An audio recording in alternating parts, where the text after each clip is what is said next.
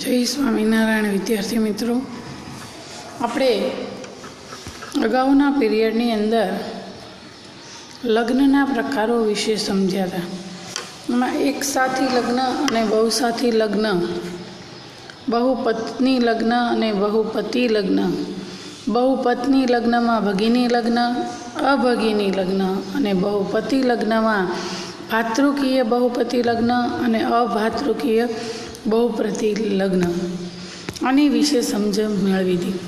આ ઉપરાંત લગ્ન સાથીની પસંદગીના ધોરણો શીખ્યા હતા કે જેમાં અંતરલગ્ન, બહિર્લગ્ન, સમલોમ, અનુલોમ અને પ્રતિલોમ લગ્ન. મેં તમને સમલોમ, અનુલોમ અને પ્રતિલોમ વિદ્યાર્થી મિત્રો આ 12મા ધોરણની અંદર પણ તમારે આવશે. માટે સમલોમ લગ્ન એટલે જે પોતાની સમકક્ષ સમાજમાં, પોતાની સમકક્ષ અથવા પોતાના જૂથ કે જ્ઞાતિમાંથી જે જીવનસાથીની પસંદગી થાય ત્યારે એને સમલોમ લગ્ન કહેવાય. ઉચ્ચ જ્ઞાતિ કે વર્ણનો પુરુષ નિમ્ન જ્ઞાતિની સ્ત્રી સાથે લગ્ન કરે ત્યારે અનુલોમ લગ્ન કહેવાય. અને જ્યારે ઉચ્ચ જ્ઞાતિ કે વર્ણની સ્ત્રી પોતાનાથી નીચી ગણાતી જ્ઞાતિના પુરુષ સાથે લગ્ન કરે ત્યારે પ્રતિલોમ લગ્ન કહેવાય. આ ખાસ યાદ રાખજો વિદ્યાર્થી મિત્રો, 12મામાં પણ આવે છે. સમલોમ એટલે શું, અનુલોમ એટલે શું અને પ્રતિલોમ એટલે શું. અથવા તો તમારે પ્રશ્નની અંદર એમ પણ પૂછાઈ શકે કે સમલોમની વ્યાખ્યા આપો, અનુલોમની આપો અથવા પ્રતિલોમની આપો. તો આની પછી હવે આપણે લગ્ન સાથી પસંદગીમાં અગ્રતા સૂચક ધોરણો અંગે સમજૂતી મેળવવાની છે.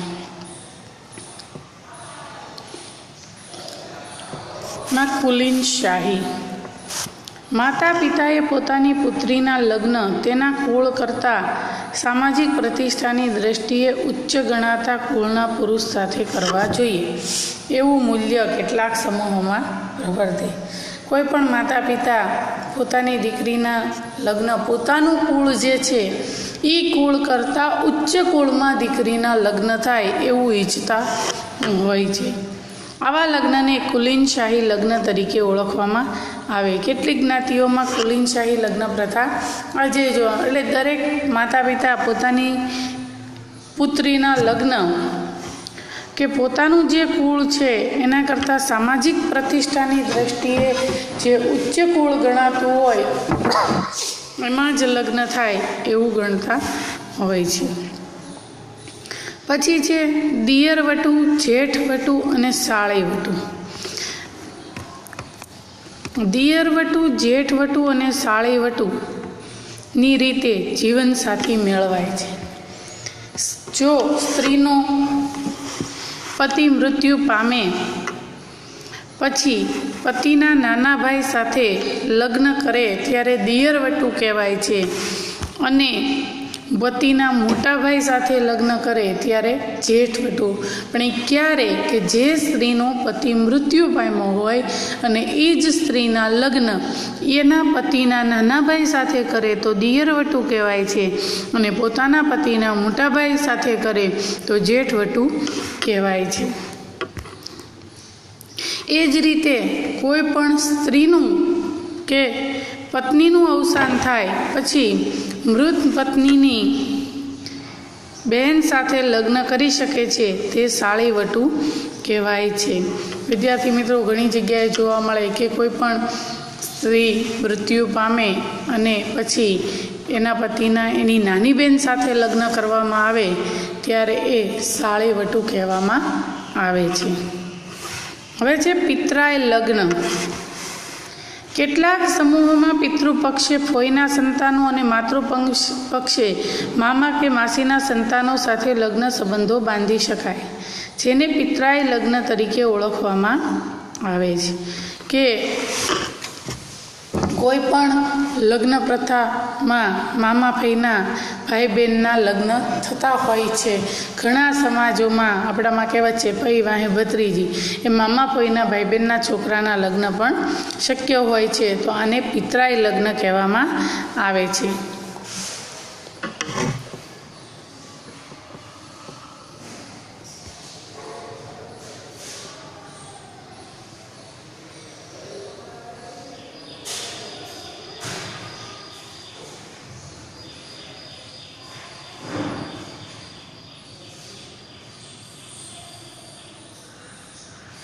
લગ્ન સંસ્થામાં આવેલ પરિવર્તનો.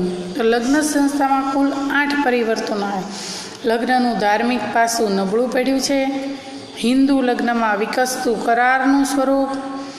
લગ્ન વય ઊંચી આવતી જાય છે. લગ્ન સાથેની પસંદગીના ધોરણોમાં પરિવર્તન. આંતરજ્ઞાતીય લગ્ન શક્ય બન્યા છે. બહુપતિ બહુપત્ની લગ્ન ગેરકાયદેસર બન્યા. સ્વપસંદગીના લગ્નનું પ્રાધાન્ય વધ્યું અને છૂટાછેડાને કાનૂની માન્યતા. ત્યાં લગ્ન સંસ્થામાં ઘણા પરિવર્તનો આવતા જાય છે. ઔદ્યોગિકરણ, શહેરીકરણ, કાનૂનીકરણ, બિનસાંપ્રદાયિકતા, વ્યક્તિવાદ, સ્વાતંત્ર્ય અને સમાનતા, સ્ત્રી શિક્ષણ અને સ્ત્રીઓનો વ્યવસાયમાં પ્રવેશ, વિજ્ઞાન, ટેકનોલોજી અને સંચાર માધ્યમોનો વિકાસ જેવા વિવિધ પરિબળોને પરિણામે લગ્ન સંસ્થામાં પરિવર્તનો ઉદ્ભવ્યા છે, જે નીચે મુજબ દર્શાવી શકાય. લગ્નનું ધાર્મિક પાસું નબળું પડ્યું છે. લગ્નમાં ધાર્મિક વિધિની ઔપચારિકતા જોવા મળે છે. લગ્ન એ પવિત્ર સંસ્કાર અને પવિત્ર બંધન ગણવાનો આદર્શ નબળો પડ્યો છે. કન્યાદાન એ લગ્ન વિધિનું આવશ્યક અંગ છે. માતા પિતા તરફથી કન્યાને ચીજવસ્તુઓ ભેટ અપાય છે, પરંતુ તેમાં ભૌતિકતા, સામાજિક પ્રતિષ્ઠા, દહેજ જેવી બાબતો મહત્ત્વની બનતી જાય. કન્યાદાનમાં જે ધાર્મિક તત્વો હતા તેની જગ્યાએ સામાજિક અને ભૌતિક તત્વો જોવા મળે છે. લગ્ન સંસ્થામાં અત્યારે તમે જુઓ કે લગ્નમાં જે ધાર્મિક વિધિ હોય એ ફક્ત દેખાવ પૂરતી ઔપચારિકતા જ હોય છે. પણ લગ્ન એ પવિત્ર સંસ્કાર અને પવિત્ર બંધન ગણવાનો આદર્શ હવે નબળો પડતો જાય છે. કન્યાદાન અને લગ્ન વિધિનું જે આવશ્યક અંગ છે, માતા પિતા તરફથી કન્યાને ચીજ વસ્તુઓ ભેટ અપાય છે, પણ અત્યારે ભૌતિક રીતે તમે જુઓ તો દેખાદેખી વધી ગઈ છે. બહુ જ દેખાડો કરવાનું પ્રમાણ વધ્યું છે અત્યારના લગ્નોમાં. અને કન્યાદાનમાં જે ધાર્મિક તત્વો હતા એની જગ્યાએ સામાજિક અને ભૌતિક તત્વો વિશેષ જોવા મળે છે. હિન્દુ લગ્નમાં વિકસતું કરારનું સ્વરૂપ. વંશ પરંપરાગત હિન્દુ લગ્નને એક સંસ્કાર તરીકે સ્વીકાર કરવામાં આવે છે. વ્યક્તિવાદી વલણને કારણે લગ્ન સાથે સંકળાયેલા પરંપરાગત મૂલ્યોમાં પરિવર્તન આવ્યું છે. 1954ના સ્પેશિયલ મેરેજ એક્ટ હેઠળ થયેલા લગ્નમાં પારસ્પરિક સંમતિથી છૂટાછેડા મેળવી શકાય. સ્ત્રી પુરુષ બંનેને છૂટાછેડાના અધિકાર મળ્યા છે. હિન્દુ લગ્નમાં અત્યારે કરારનું સ્વરૂપ વધતું જાય. 1954ના સ્પેશિયલ મેરેજ એક્ટ દ્વારા લગ્નમાં પારસ્પરિક એટલે બંને પતિ પત્નીની બંનેની જો સંમતિ હોય તો છૂટાછેડા મેળવી શકાય છે. લગ્નની વય ઊંચી આવતી જાય છે. કાયદાકીય રીતે છોકરાની લગ્ન વય 21 વર્ષ અને છોકરીની લગ્ન વય 18 વર્ષ નક્કી થઈ છે. એ સિવાય શિક્ષણ, લગ્ન સંબંધિત બદલાયેલા ખ્યાલો, સ્ત્રી શિક્ષણમાં વૃદ્ધિ વગેરે પરિબળોને પરિણામે લગ્ન વય ઊંચી આવી જાય છે. પહેલાંની તુલનામાં બાળ લગ્ન પ્રથામાં નોંધપાત્ર ઘટાડો થયો છે. લગ્ન સાથીની પસંદગીનું ધોરણોમાં પરિવર્તન.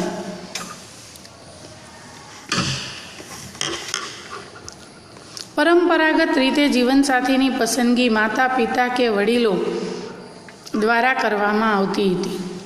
લગ્નને બે કુટુંબના જોડાણ તરીકે સ્વીકારવામાં આવતું હતું. વર્તમાન સમયમાં આ બાબતમાં નોંધપાત્ર પરિવર્તન આવ્યું છે. હવે યુવક યુવતીની ઈચ્છા પસંદગીને મહત્ત્વ અપાય છે. જીવનસાથીની પસંદગીમાં વ્યક્તિગત લાયકાતને વિશેષ પ્રાધાન્ય અપાય. પહેલાંના સમયમાં મા બાપ જ્યાં પોતાના દીકરા દીકરીનું સગપણ પસંદ કરે ત્યાં લગ્ન કરવામાં આવતા, પણ હવે પરિવર્તન આવ્યું છે કે યુવક યુવતીની ઈચ્છા અને પસંદગીને વધારે મહત્ત્વ આપવામાં આવ્યું છે અને એમાં પણ એની લાયકાતને વિશેષ પ્રાધાન્ય આપવામાં આવે છે.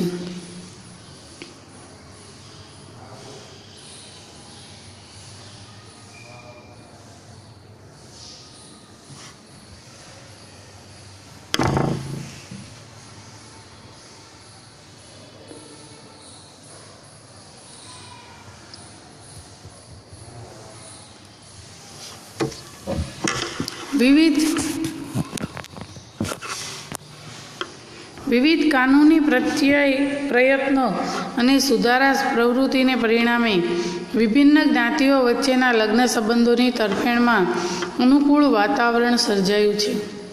1954ના સ્પેશિયલ મેરેજ એક્ટથી આંતરજ્ઞાતીય લગ્નને સંપૂર્ણ રીતે સમર્થન પ્રાપ્ત થયું છે. બહુ પતિ પત્ની લગ્ન ગેરકાયદેસર બન્યા છે. પહેલાં માન્યતા આપવામાં આવતી, પણ વિવિધ કાયદાઓને કારણે હિન્દુઓમાં બહુપતિ તેમજ બહુપત્ની લગ્ન ગેરકાયદેસર બન્યા છે. 1955માં હિન્દુ લગ્નના કાયદાથી હિન્દુ સમાજમાં ઉપરયુક્ત પ્રથાનો કાયદાકીય સંપૂર્ણ અંત આવ્યો છે. અત્યારના સમયમાં હિન્દુ સમાજની અંદર બહુપતિ અથવા તો બહુપત્ની લગ્ન પ્રથા ગેરકાયદેસર બની ગઈ છે. સ્વપસંદગીના લગ્નનું પ્રાધાન્ય વધ્યું.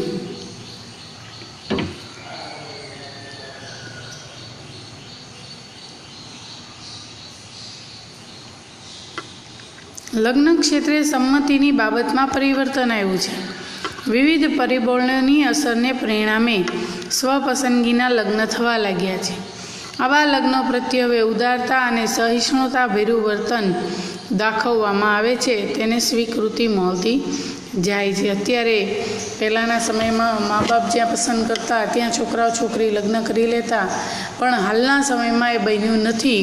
હાલના સમયની અંદર છોકરા છોકરીઓ સ્વપસંદગીના લગ્નો કરે છે અને આવા લગ્નો પ્રત્યે હવે ઉદારતા અને સહિષ્ણુતાભર્યું વર્તન દાખવવામાં આવે છે અને એને સ્વીકૃતિ મળતી જાય છે.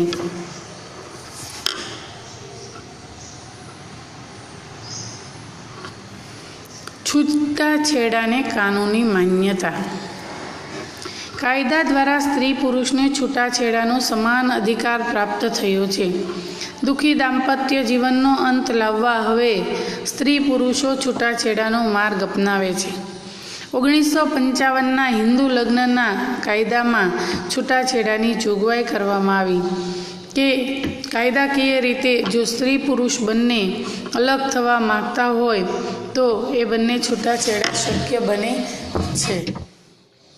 વિદ્યાર્થી મિત્રો, અત્યારે હાલના સમાજની અંદર, આપણા હિન્દુ સમાજની અંદર લગ્ન સંસ્થામાં ઘણા પરિવર્તનો આવ્યા છે અને જે લગ્નમાં ધાર્મિક પાસું એટલું નબળું પડતું જાય કે પહેલાં ધાર્મિક વિધિનું જે મહત્ત્વ હતું કે જે સમયે આપણે કંકોત્રીમાં મુહૂર્ત જોડાવ્યા પ્રમાણે હસ્તમેળાપનો ફેરાનો જે સમય લખ્યો હોય એ જ સમયે થતું.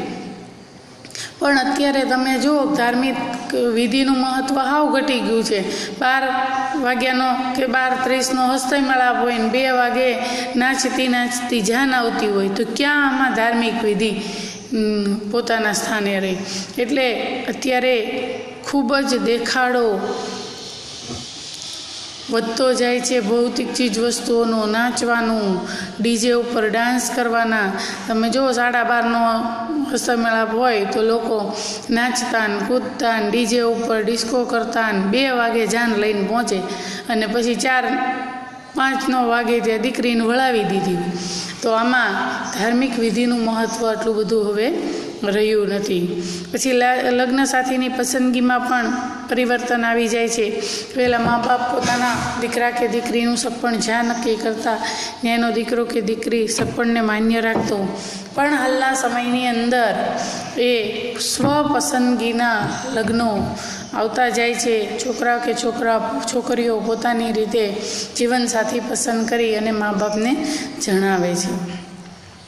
અને આપણે ત્યાં છોકરાની લગ્નની ઉંમર 21 વર્ષ અને છોકરીની 18 વર્ષ માનવામાં આવે છે.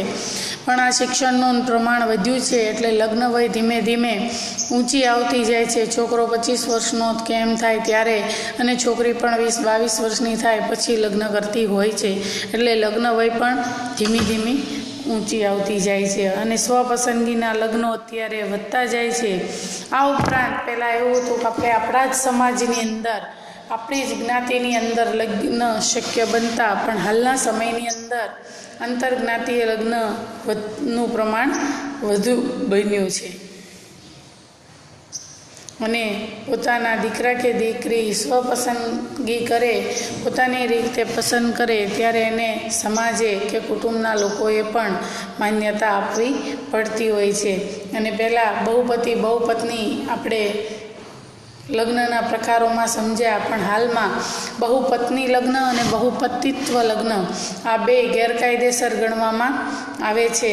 અને છૂટાછેડાનું પણ કાનૂની માન્યતા મળી ગઈ છે કે જ્યારે કોઈ પતિ પત્ની પોતે સાથે રહેવા ન માગતા હોય ત્યારે એ બંને છૂટાછેડા લઈ અને પોતાની રીતે સ્વતંત્ર રીતે જિંદગી જીવતા હોય છે. તો વિદ્યાર્થી મિત્રો, તમને પ્રશ્નની અંદર પૂછાશે કે લગ્ન સંસ્થા એટલે શું? લગ્ન સંસ્થામાં આવેલા પરિવર્તનો જણાવો. તો 8 પરિવર્તન લખી અને એની અંદરનું સમજાવવાનું રહેશે. 5 માર્કની અંદર પૂછાઈ શકે, અથવા તો 2 માર્કની અંદર પૂછાય કે લગ્ન સંસ્થામાં આવેલા પરિવર્તનો જણાવો, તો ફક્ત એ પરિવર્તનના તમારે નામ જ લખવાના રહેશે.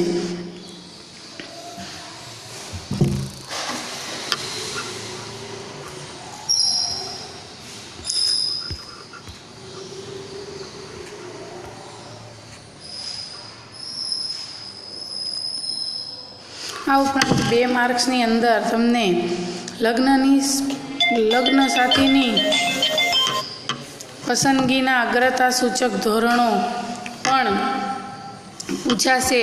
તેમાં કુલીનશાહી, દિયરવટુ, જેઠવટુ, સાળીવટુ, પિતરાઈ લગ્ન આની અંગે પણ સમજૂતી મેળવીશું.